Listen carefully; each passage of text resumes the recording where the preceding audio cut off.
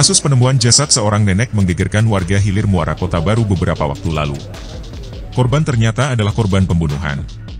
Polres melalui Satreskrim Polres Kota Baru berhasil mengamankan pelaku yang merupakan seorang residivis.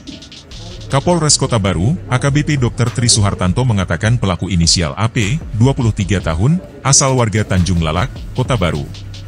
Baru bebas pada 25 April 2023 atas kasus pencurian. Tri mengatakan pada malam kejadian itu, pelaku sebelumnya pulang dari menenggak miras. Saat hendak pulang melewati rumah nenek tersebut, pelaku tergerak hati menyatroni rumah nenek yang saat itu gelap.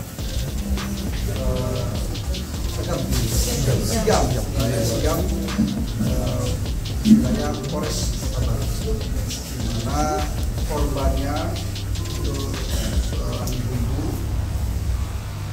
Jadi berdasarkan informasi dari warga, pihak kepolisian menunjukkan korban dalam keadaan meninggal.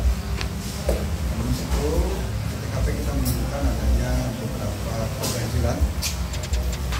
Dan setelah kita melakukan penyelidikan bahwa diduga korban meninggal karena pelaku mengira rumah itu dalam keadaan kosong. Pelaku nekat mencuri untuk ongkos pulang kampung ke Desa Tanjung Lalak, Pulau Laut Kepulauan. Karena melihat keadaan rumah korban dalam keadaan gelap dan lampu dalam keadaan mati. Perkiraan pelaku bahwa rumah itu tidak terdapat orang. Pelaku pulang ke rumah neneknya untuk melepas baju dan digantung di kayu jemuran samping rumah nenek pelaku, ujar Kapolres. Setelah pelaku melepas baju di rumah neneknya, dalam keadaan mabuk, tidak memakai baju dan tidak memakai sendal, pelaku menuju rumah korban. Pelaku masuk ke rumah korban dengan cara memanjat pintu samping rumah yang ada selanya. Setelah berhasil masuk, pelaku langsung masuk ke bagian dapur, bebernya. Secara pelan-pelan masuk, karena rumah korban dalam keadaan gelap. Saat di dapur, pelaku sempat tidak sengaja melangkah dan mengenai tumpukan piring. Pelaku menelusuri ruangan rumah dan masuk ke kamar utama milik saksi PN dan mencari barang berharga di kamar tersebut. Dengan membongkar lemari dan laci-laci di kamar tersebut, tetapi tidak menemukan barang berharga, kata Tri.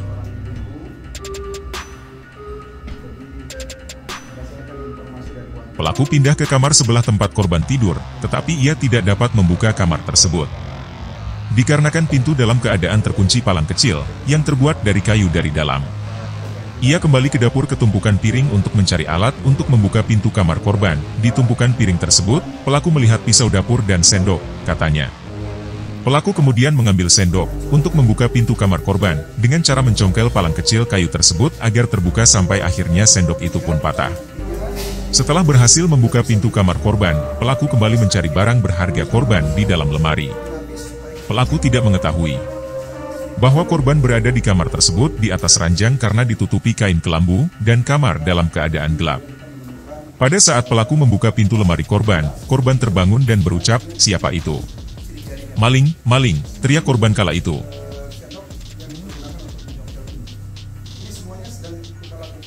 Kemudian dalam keadaan panik, pelaku ingat ada pisau dapur di tumpukan piring dan mengambilnya. Ia kembali ke kamar korban, dan menggunakan pisau dapur untuk menghentikan teriakan korban, dengan cara menusuk korban menggunakan tangan kiri. Korban sempat melawan.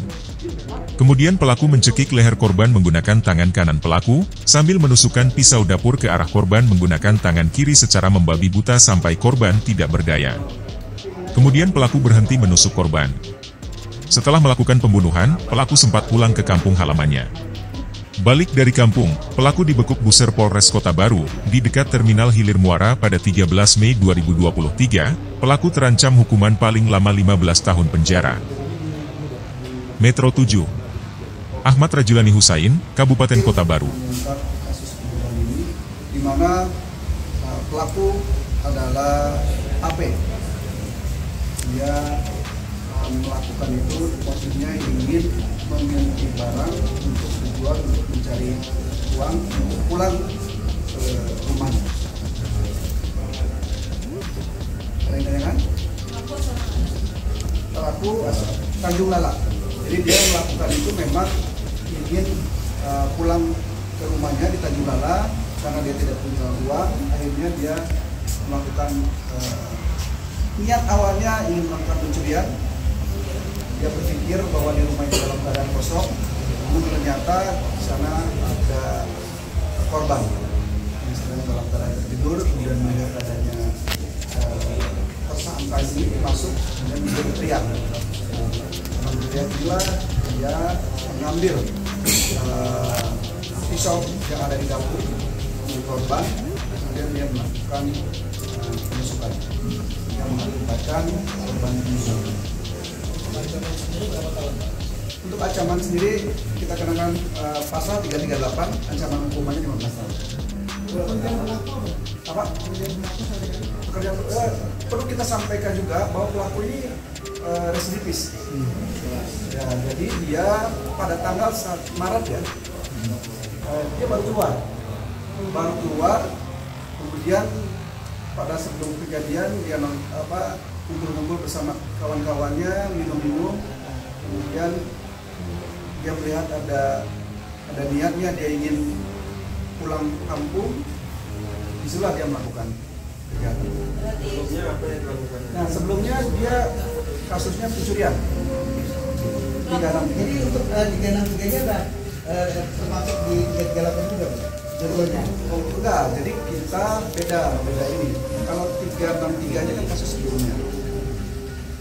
Kasusnya sama juga melakukan pencurian di rumah juga ya. Di rumah sudah diungkap, dia kena hukuman. Berapa tahun kamu sebelumnya?